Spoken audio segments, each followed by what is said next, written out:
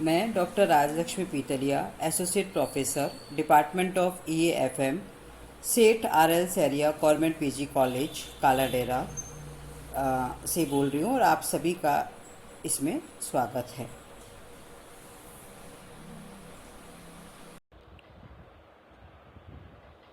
Commercial बैंकों के बारे में हम कंटिन्यूशन में पढ़ रहे हैं और आज का जो मेरा फोकस है वो है कि व्यापारिक बैंकों का या कमर्शियल बैंकों का राष्ट्रीयकरण का क्या मतलब है। यानी अपना आज का जो मेन हेडिंग है वो है व्यापारिक बैंकों का राष्ट्रीयकरण, नेशनलाइजेशन ऑफ कमर्शियल बैंक। जब सरकार किसी संस्था का स्वामित्व स्वयं अपने अधिकार में ले लेती है तो इस क्रिया को राष्ट्रीयकरण कहते हैं। यानी किसी भी संस्था का ऑनरशिप जब सरकार स्वयं अपने अधिकार में ले लेती है तो उसे नेशनलाइजेशन कहते हैं। इस प्रक्रिया के अंतर्गत उस संस्था का प्रबंध, नियंत्रण और संचालन सरकार के हाथ में आ जाता है। इस प्रकार राष्ट्रीयकरण का तात्पर्य किसी संस्था को सरकारी क्षेत्र में परिवर्तित करने से है। इसके अंतर्गत सरकार द्वारा अध्यादेश जारी करके प्रबंध नियंत्रण व्यवस्था अपने हाथ में ले ली जाती है। यानी सिंपल से यदि अपन मीनिंग समझे तो इसका मीनिंग है कि यदि किसी भी संस्था का स्वामित्व सरकार अपने अधिकार में लेती है और उस संस्था का प्रबंध, नियंत्रण और संचालन सरकार के द्वारा किया जाता है तो उसे हम राष्ट्रीयकरण कहते हैं।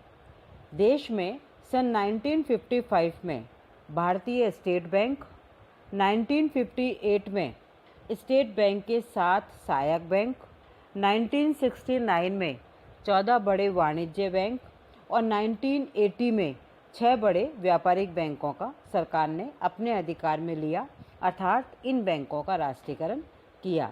यानी 1955 में भारतीय स्टेट बैंक, 1958 में स्टेट बैंक के 7 सहायक बैंक, 1969 में 14 बड़े व्यापारिक बैंक, 1980 में 6 बड़े व्यापारिक बैंकों का सरकार ने राष्ट्रीयकरण किया। देश की बैंकिंग प्रणाली का मुख्य उद्देश्य छोटी छोटी बचतों को एकत्रित करके उसे उत्पादक कार्यों में लगाना होता है। साथ ही उपलब्ध साख को संतुलित रूप से देश के सभी भागों तक वितरित करना होता है। यानी इस चैप्टर में जैसे कि हम शुरू से ही पढ़ रहे हैं कि बैंक का प्रमुख ऑब्जेक्ट यही होता है कि वो डिपॉजिट्स ले ले, मतलब डिपॉजिट्स जनता से प्राप्त कर ले और जनता को क्रेडिट के रूप में फैसिलिटीज़ प्रोवाइड कर दे। स्वाधीनता के पश्चात देश के व्यापारिक बैंकों में अपने निजी हित को सर्वोपरि मानते हुए लाभ को महत्व देकर बैंकिंग कार्यप्रणाली को विकसित किया गया। फलस्वरूप इन बैंकों की शाखा विस्तार नीति बड़े शहरों की ओर अभिनीत रही।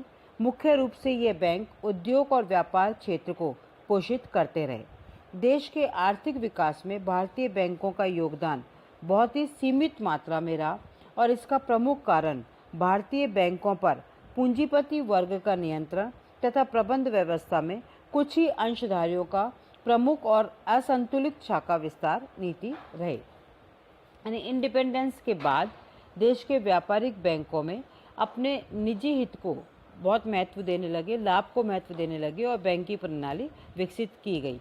लेकिन ये बैंकिंग प्रणाली जो शुरू हुई इसकी ब्रांचेज ज़्यादातर बड़े शहरों की ओर रही और ये बैंक उद्योग और व्यापार क्षेत्र को ही पोषित करते रहे। यानी देश के आर्थिक विकास में भारतीय बैंकों का योगदान बहुत ही सीमित रहा।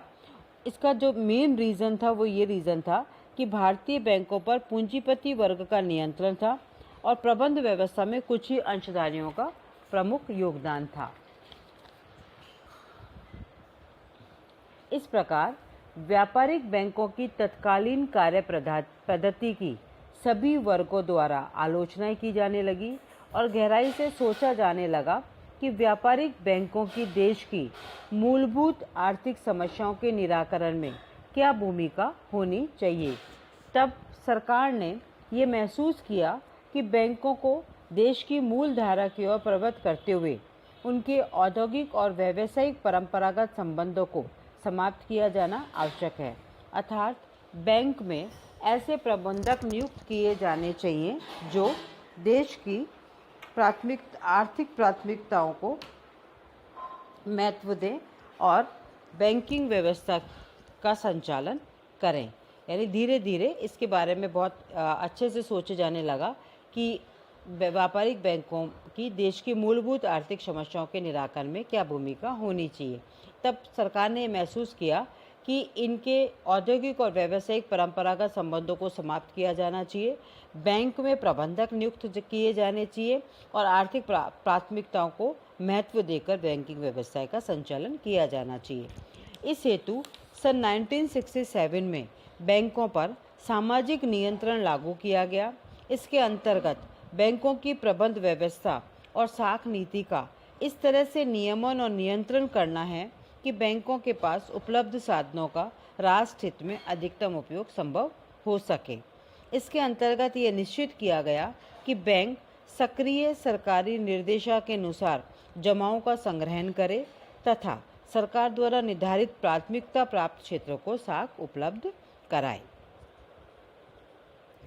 इसी प्रकार सन 1968 में राष्ट्रीय साख परिषद की स्थापना की गई, जिसका उद्देश्य देश के विभिन्न क्षेत्रों की बैंक साख की मांग का अनुमान लगाना तथा व्यापारिक बैंकों की विनियोग नीति का निर्धारण करना रखा गया।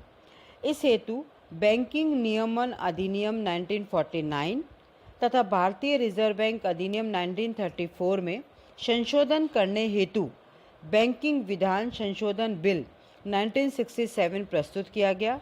इस बिल के पारित होने के पश्चात बैंकों के संचालक मंडल का पुनर्गठन किया गया, पेशेवर बैंकरों की नियुक्ति की गई, बैंक में लेखा अंकशों की नियुक्ति अनिवार्य की गई।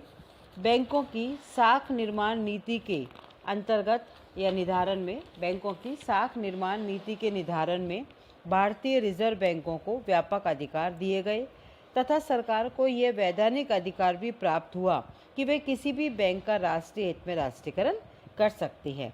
इस प्रकार सन 1969 में सरकार और वित्त विशेषज्ञों के समक्ष स्टेट बैंक रूपी राष्ट्रीयकृत बैंक का मॉडल प्रोत्साहन प्रदान करने वाला था।